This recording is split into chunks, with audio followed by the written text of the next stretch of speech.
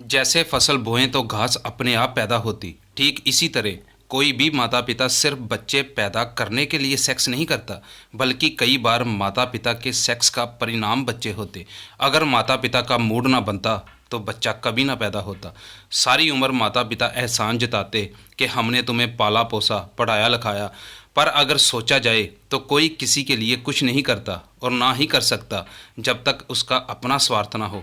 लड़के की चाहत में लाखों में हर रोज़ अबॉर्शन होते, जहाँ तब तक कई भेड़ों बकरियों की तरह बच्चे पैदा करते जब तक उनका स्वार्थ पूरा नहीं होता।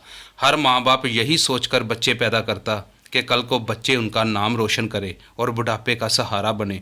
हर माँ बाप को वही बच्चा अच्छा लगता जो उनकी इच्छाएं पूरी करे। जो बच्चा माँ बाप अनुसार नहीं चलता, जहाँ अपनी मर्जी से शादी कराता, उसको बेदखल या कत्ल करते। अधिकतर माँ बाप देर नहीं लगाते, नहीं तो सारी उम्र ताने तो मारते ही रहते। स्वार्थी माता पिता से बच्चों का सुख भी बर्दाश्त नहीं होता।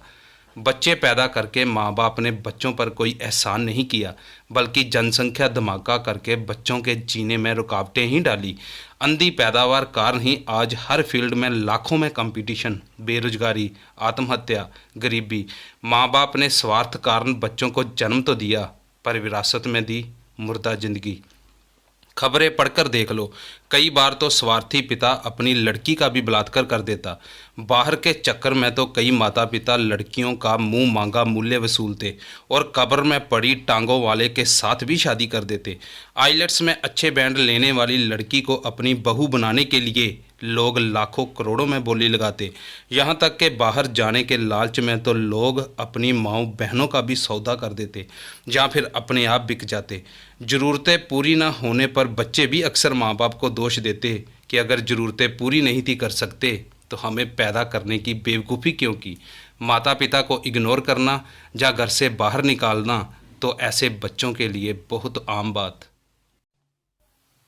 पति पत्नी के रिश्ते को कई बेहद पवित्र रिश्ता मानते। कोई रिश्ता पवित्र नहीं, सभी रिश्ते स्वार्थ के। फर्क सिर्फ इतना कि किसी का अच्छा स्वार्थ, किसी का बुरा।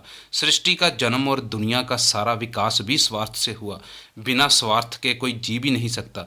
जब तक एक दूसरे से स्वार्थ पूरा होता तब तक कोई साथ। स्वार्थ पूरा होना बंद, रिश्ता खत्म। भाई बहन का रिश्ता ले लो, माँ बाप की जायदाद में सभी बच्चे बराबर के हकदार, पर अगर बहन जायदाद में से हिस्सा मांग ले तो भाई रिश्ता खत्म कर देते। कुंवारे भाई एक दूसरे के लिए जान देने के लिए तैयार, पर शादी के बाद अपने परिवार खातिर जितने एक दूसरे के खून के प्यासे चाचे ताऊ होते शायद ही कोई हो।